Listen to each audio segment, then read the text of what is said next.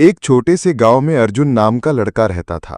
उसका घर मिट्टी का था, छप्पर की छत थी और चारों तरफ खेत ही खेत थे। उसके पिता दिन भर खेत में हल चलाते, मां घर संभालती और अर्जुन स्कूल जाता। गरीबी के बावजूद अर्जुन हमेशा खुशमिजाज था, लेकिन उसमें एक आदत सबको अलग लगती। रात को वो अक्सर घर के आंगन में लेटकर आसमान में तारे गिनता और कहता, एक दिन मैं भी उड़ूंगा इन तारों के बीच। गांव वाले हंसते, अरे पगले, सपने देखना अच्छा है पर सपनों से पेट नहीं भरता। गांव के बच्चे जब खेलते अर्जुन भी साथ होता, लेकिन जब बात सपनों की आती तो सब उसका मजाक उड़ाते।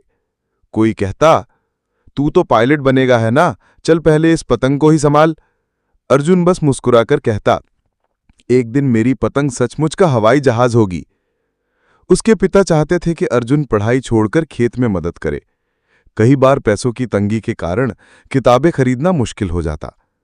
अर्जुन कई कई दिन पुरानी कॉपी के पन्नों पर पढ़ाई करता, लेकिन उसने ठान लिया था कि चाहे कितनी भी मुश्किल आए, पढ़ाई नहीं छोड़ेगा।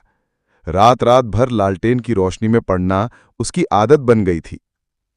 गांव से बाहर की परीक्षा देने का मौका आया, लेकिन फीस भरने के लिए पैसे नहीं थे।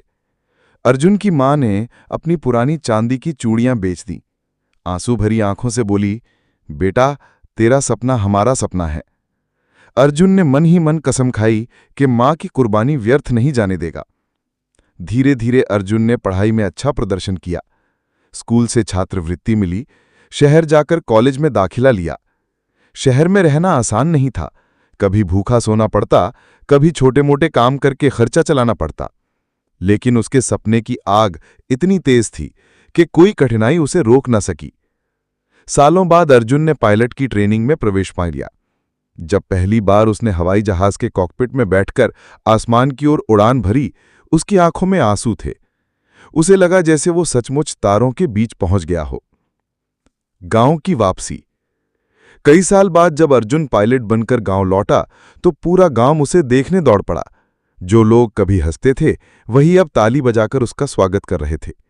अर्जुन ने बच्चों से कहा, सपने छोटे बड़े नहीं होते, अगर दिल से चाहो और मेहनत करो तो सबसे ऊंचे आसमान तक पहुंच सकते हो।